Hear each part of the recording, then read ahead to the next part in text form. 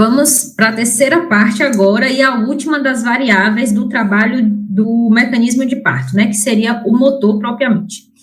Vejam só, então eu falei do trajeto, que é o caminho, né, por onde o feto passa, a trajetória, né, a pelve feminina. O móvel, que é o bebê propriamente, o feto, que vai percorrendo esse caminho, e o motor, que é como se fosse ajuda para esse bebê ir se direcionando e se impulsando ao longo desse trajeto, né? O motor seriam as contrações. Então, as contrações uterinas é a força motriz produzida pelo útero que permite impulsionar o feto através do canal de parto, dilatar o colo e expulsar o feto. Então, toda vez que aquele útero está contraindo, quando contrai, está empurrando o bebê, quando empurra o bebê, força o colo, né, e aí força com que o colo também dilate, e para concluir a expulsão desse feto, através desse trajeto. Então, para que isso aconteça, essas contrações precisam ser regulares, rítmicas e com intensidade adequada.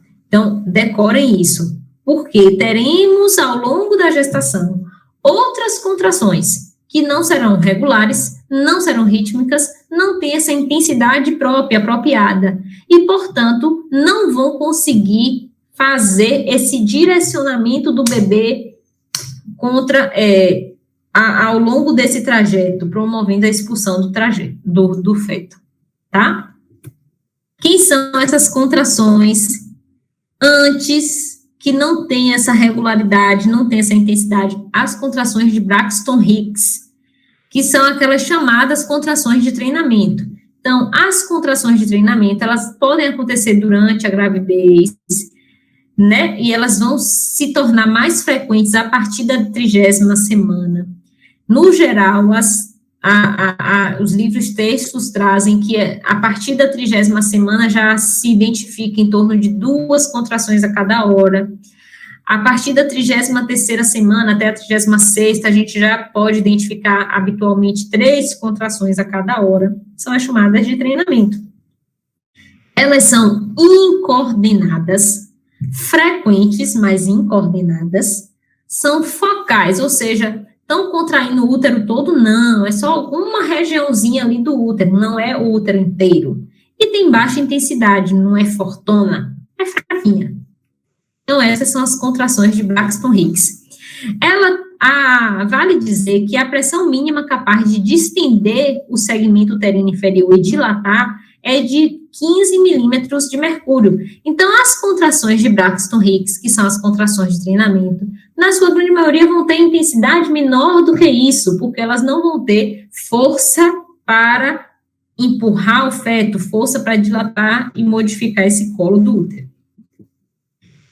E tem uma outra característica muito importante, que a contração de Braxton Hicks, elas não possuem o chamado tríplice gradiente descendente. Quem é esse tríplice gradiente descendente, Marla? Pronto, o tríplice gradiente descendente é uma característica da contração do trabalho de parto, da contração desse mecanismo de parto propriamente, que vai empurrar o bebê ao longo desse trajeto para expulsar esse feto. O que é esse tríplice gradiente descendente? Esse tríplice gradiente descendente, ele está dizendo o quê? A contração começa na parte mais alta do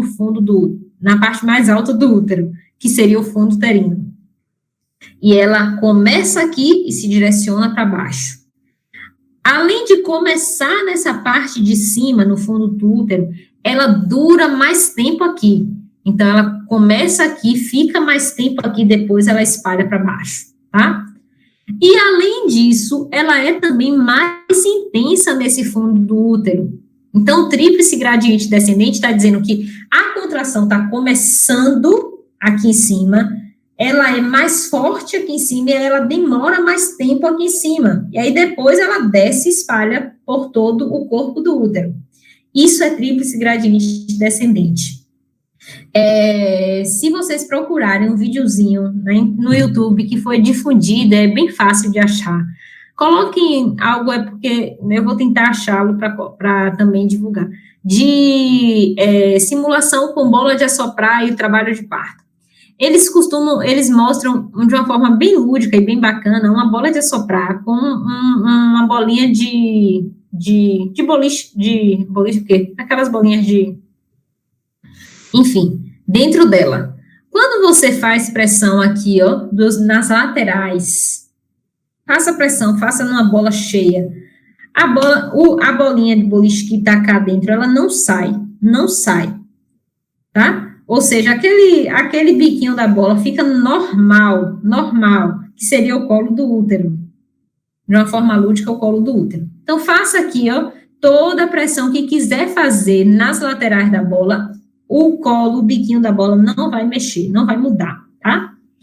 Quando você faz uma pressão cá em cima forte, toda vez, ó, cá em cima forte, a pressão automaticamente ela vai descer. Essa bolinha de boliche que tá cá dentro, boliche não, mas enfim, esqueci agora do que é. Ela vai ser impulsionada até sair totalmente da bola. E aquele biquinho da bola, ele vai fazendo aquilo daquela primeira parte da aula, apagando e dilatando até a bolinha sair. É incrível. Vocês vão procurar, eu vou tentar também achar para colocar, para acrescentar aqui nesse material. Mas é bem interessante, porque faz a gente entender por que a contração de trabalho de parto é essa contração que consegue tirar a bola da bola de assoprar, ou seja, empurrar o feto ao longo do trajeto e expulsar o feto do útero. Porque ela está começando cá em cima, está sendo mais forte cá em cima e está durando mais cá em cima. E aí ela espalha, tá? As outras contrações de Braxton Hicks, elas estão cá, ó, bem levinha, bem tranquila, focais, né? Nas paredes laterais do útero. Então, não tem modificação nenhuma da bola, do bico da bola, o colo do útero, né? O colo do útero tá lá normal, e a bola cá dentro não sai. Então, o feto não vai ser impulsionado nessas contrações de Braxton Hicks, porque elas não têm o tríplice gradiente descendente. Entendido? Então, isso é um conceito muito importante, faz a gente entender o porquê que as contrações também de Braxton Hicks não vão gerar modificação do colo, não vão gerar dilatação do colo, não vão impulsionar o feto contra o trajeto, tá? Enquanto que as contrações do trabalho de parto, ou seja, as contrações propriamente do mecanismo de parto, que tem o tríplice gradiente descendente, essas sim vão empurrar o feto contra o trajeto, certo? E vão promover essa dilatação cervical e esse apagamento cervical, porque elas têm essas características. E aí, essas contrações de trabalho de parto, como eu falei, né, elas primeiro, por que elas têm essa formatação de começar cá em cima? Porque elas se iniciam nos chamados marcapassos. E os marcapassos, eles estão localizados nos cornos uterinos, naquela porção próxima aos ósteos das tubas uterinas. Ali são os cornos uterinos. E os marcapassos do útero são ali. Estão nessa posição, nesse local. Então, as contrações do trabalho de parto, elas se iniciam nos marcapassos e aí espalham ao longo do corpo do útero. E a partir do marcapasso, ela se propaga. Tem uma velocidade média de 2 centímetros por segundo e ela percorre todo o útero em torno de 15 segundos. Essas são as características das contrações de trabalho de parto. E aí, vejam, quando acontecem as contrações, essa contração do tríplice gradiente descendente está contraindo, está empurrando o útero, e empurrando o feto ao longo do trajeto, e essa forma de empurrar o feto acaba modificando o colo. Essa modificação diz respeito aqui ao colo, ó, vejam, o colo ele vai começar a reduzir, ó, o tamanho dele na vertical. Então, o colo vai começar a apagar. Essa redução aqui, ó, na vertical, isso aqui é apagamento.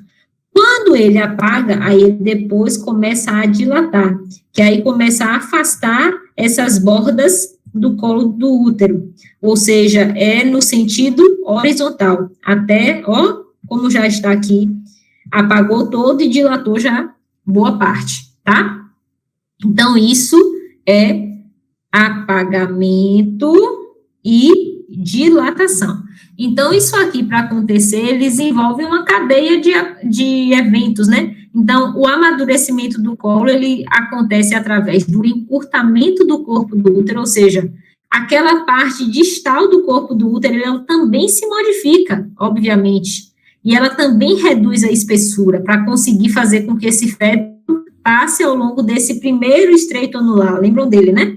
Então, encurta o istmo, depois começa a reduzir a espessura do colo, isso aqui é o apagamento, depois começa a afastar as bordas, a dilatação.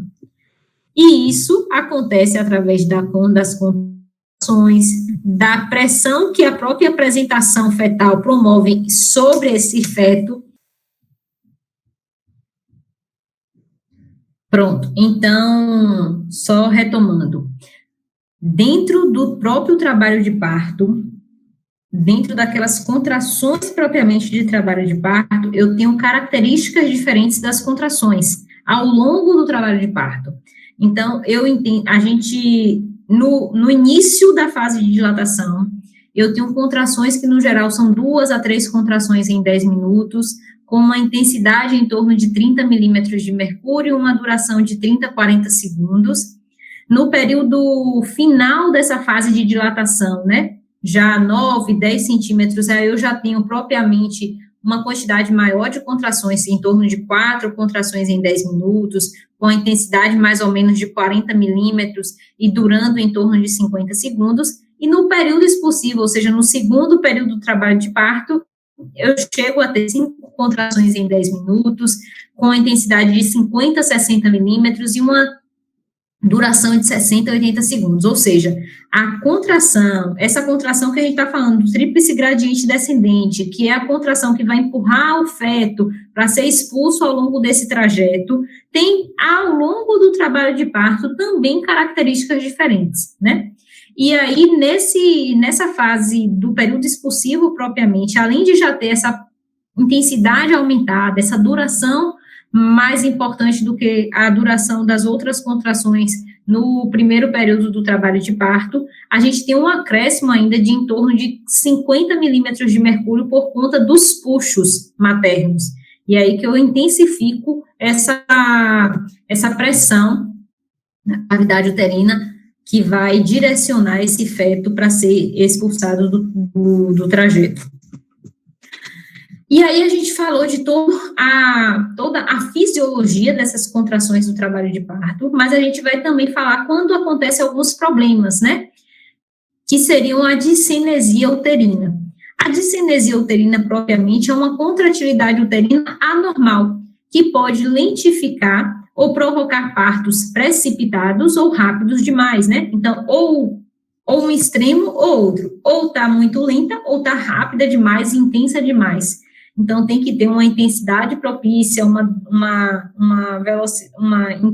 frequência apropriada, tudo isso, que confira um trabalho de parto na progressão habitual e adequada. O que está ou de mais ou de menos também não pode acontecer, vai comprometer essa evolução do trabalho de parto.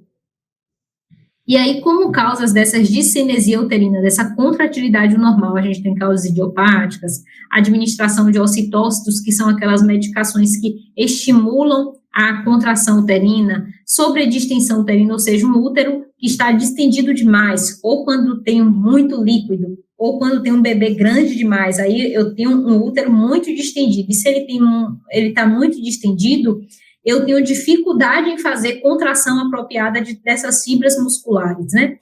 Um descolamento prematuro de placenta, que também compromete, porque eu tenho infiltração desses coágulos nessas fibras, eu tenho dificuldade de contrair, obstrução do canal de parto por alguma condição, analgesia peridural, que também compromete essa força, essa contração uterina, coraminionite, pré-eclâmpsia, que são condições clínicas que também comprometem essa força da contração uterina, né?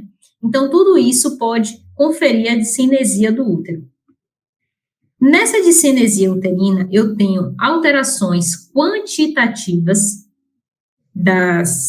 modificações quantitativas dessas contrações e qualitativas. Vamos lá.